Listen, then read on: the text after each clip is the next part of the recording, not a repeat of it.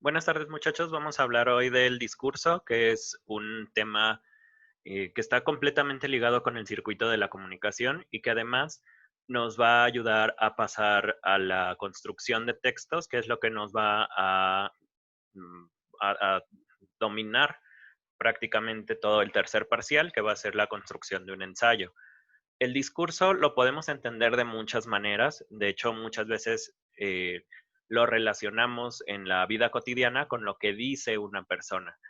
Pero el discurso, bueno, esa es una como la manera más fácil de entenderlo, pero hay una segunda manera que es cuando combinamos no solo las palabras, sino las acciones con lo que estamos diciendo, porque yo puedo decir, no, pues estoy muy bien, estoy feliz, pero me la paso todo el día encerrado en mi cuarto, todo el día pues sin escuchar música, nada, o sea, eso digo una cosa, pero estoy haciendo otra. Eso nos está dando un discurso pues cambiado. Entonces, eh, vamos, el discurso lo vamos a manejar también como un texto. Esto, bueno, esto es lo que les acabo de decir. Pero vamos a entender también el discurso como un texto o como una producción o como una, pues sí, una producción o una planificación que hay detrás de las cosas que estamos escuchando, viendo o leyendo. Por ejemplo, si tenemos un comercial de la televisión, supongamos que aparece una familia, pero esta familia solo es la mamá y un hijo y ya. Cuando encontramos este cuadro en la televisión, el discurso es, esto también es una familia, porque bueno, recordemos que la familia tradicional son mamá, papá y el otro niño, ¿no? Entonces, y el niño o los hijos. Pero si estamos encontrando esta nueva forma de la familia en la televisión, el discurso es las familias pueden cambiar. Entonces, vamos a entender que hay una idea detrás de todas las construcciones, aún por inocentes que parezcan.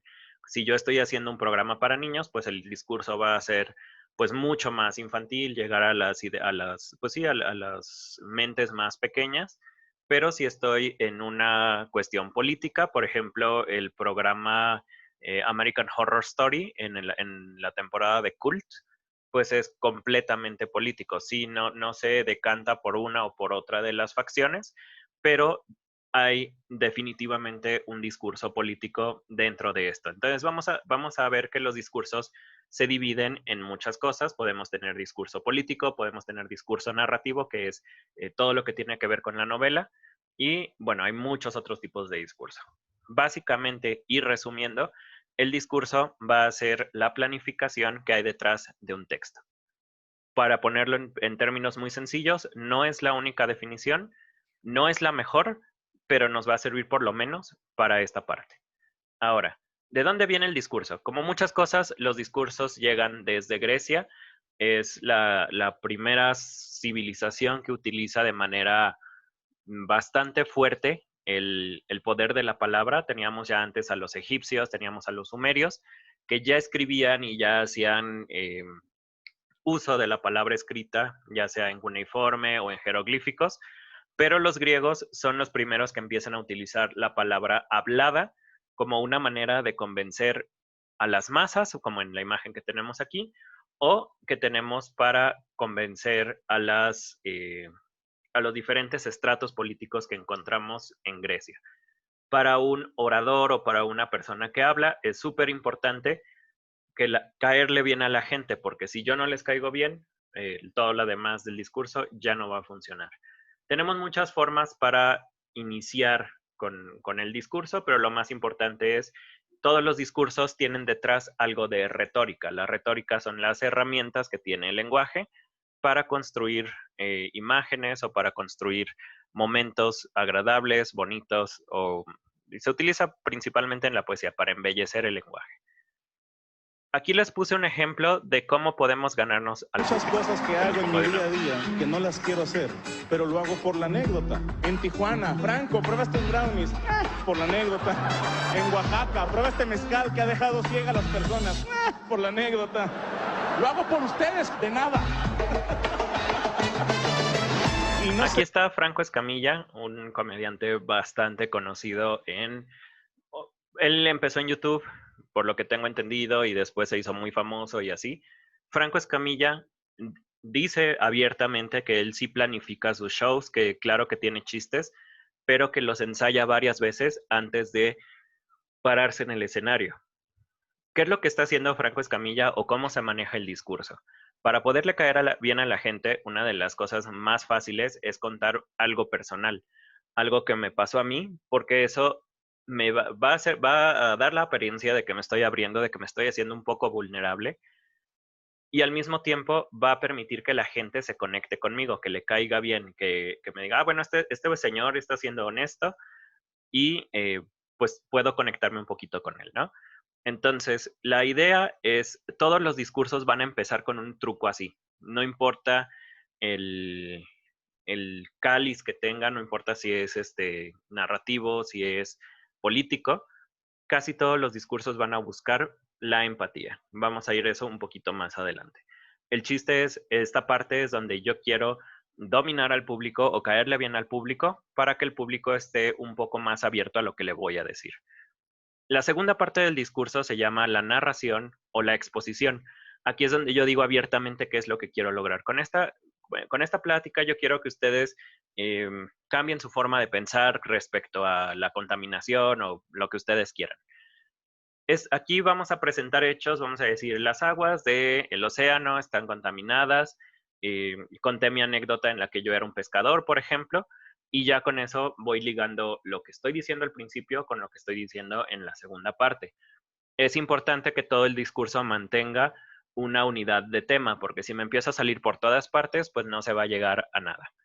Vamos a la tercera parte, que es la argumentación. Los griegos dicen que una de las maneras más efectivas para argumentar es primero presentar un argumento neutro, es decir, ni a favor ni en contra de lo que quiero decir. Podemos poner esto así. Luego vamos a presentar un punto débil para mostrarme pues un tanto eh, en contra o un tanto más débil de lo que en realidad soy o de lo que es mi argumento.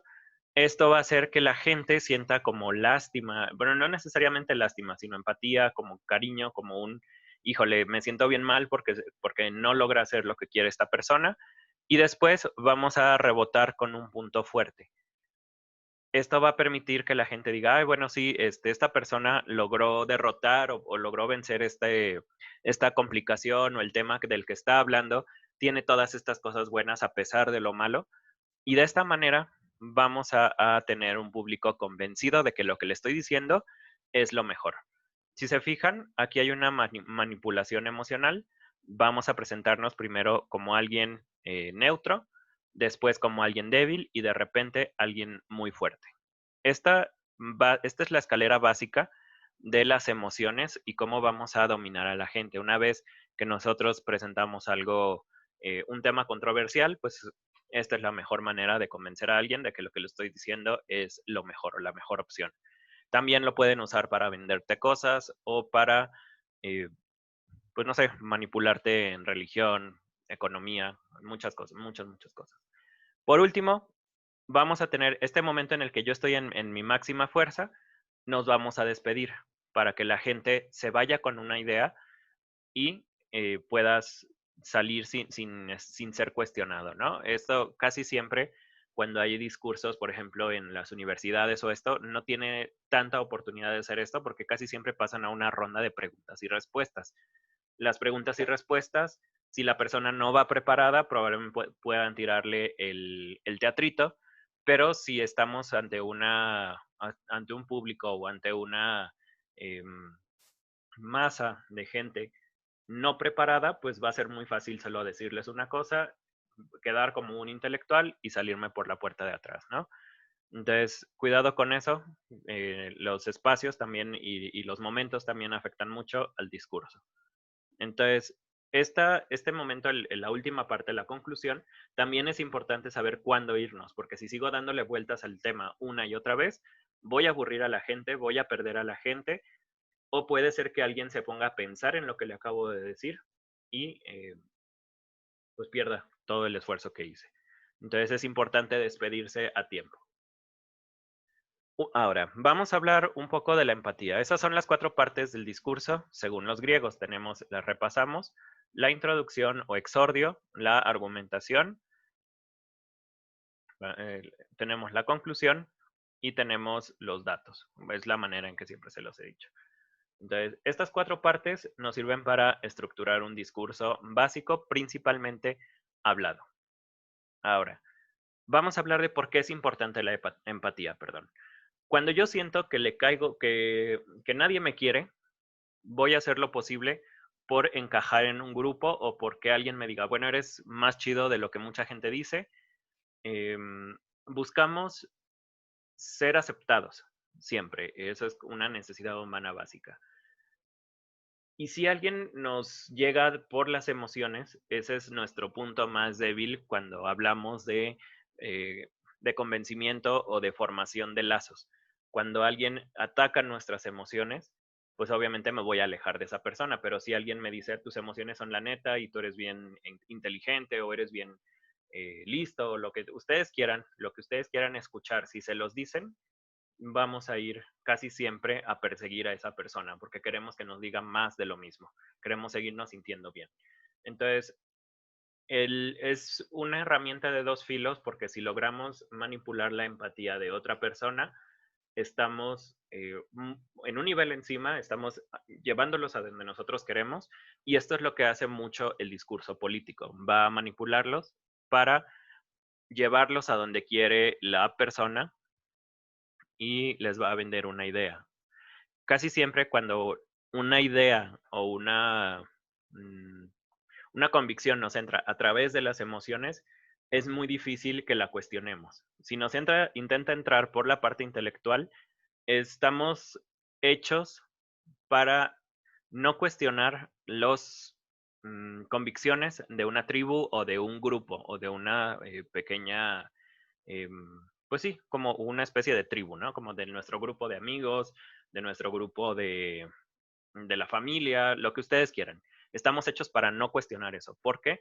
Porque si no cuestionamos, pues todo lo demás funciona con armonía. En el momento en que empezamos a preguntarnos por qué pasan las cosas, pues es cuando empieza a haber tambaleos en el hogar o puede ser que mi tribu me expulse, que me saquen del equipo de ajedrez, que me saquen del equipo de lo que ustedes quieran. Entonces, esto es importante porque les digo, esta es una forma en la que los van a intentar manipular en muchísimas ocasiones. Vamos un poquito más adelante. Y esto, aunque esta es una gráfica de la narrativa de cómo podemos crear una novela que sea interesante emocionalmente, vamos a subir al héroe, luego lo vamos a bajar, luego lo subimos, lo bajamos y así, ¿no? Y en este momento es cuando llega la parte más emocionante y luego nos dejan descansar para que no sea emocionalmente agotante también una película, un libro o lo que ustedes quieran. Pero esta misma estructura se le puede aplicar al discurso del que hablábamos ahorita. Aquí es donde me presento, donde digo soy Franco Escamilla y me pasó algo por la anécdota. En este momento es cuando intentamos decirle a la persona, a mí me interesa venderte un seguro porque estoy convencido de que lo que te voy a decir, pues te va a cambiar un poco la forma de que lo veas. Aquí ya vamos a nuestros argumentos en donde, bueno, mucha gente eh, no quiere un seguro por esto, quizás no sea lo mejor, pero te tengo una oferta que te va a volar la cabeza, ¿no? Por decir cualquier tontería, no estoy estructurando muy bien esto. Y por último, decimos, bueno, ya cada quien, tú sabrás si compras un seguro, pero te vas a perder todos estos beneficios. Hago un regreso a esto y me despido para dejar que la persona decida. Una cosa importante es que muchos discursos no van a buscar la verdad, sino sonar creíbles. Eso principalmente en política es muy peligroso. Un discurso no busca realidad, no busca la verdad, busca verosimilitud. Y de eso vamos a hablar en el siguiente video. Entonces, si se fijan, es un tema pequeño, pero ya tiene varias complicaciones y vamos a trabajar con estos puntos porque estos los vamos a utilizar para que ustedes puedan crear un ensayo. Muchas gracias y si tienen dudas de cualquier cosa, saben que pueden mandarme mensaje, dejarme un comentario en la parte de abajo y otras cosas. Entonces, Nos vemos en el próximo video. Vamos a hablar un poco de la retórica. Vamos a seguir con la verosimilitud, perdón, y vamos a hablar de las primeras partes del ensayo. Muchas gracias.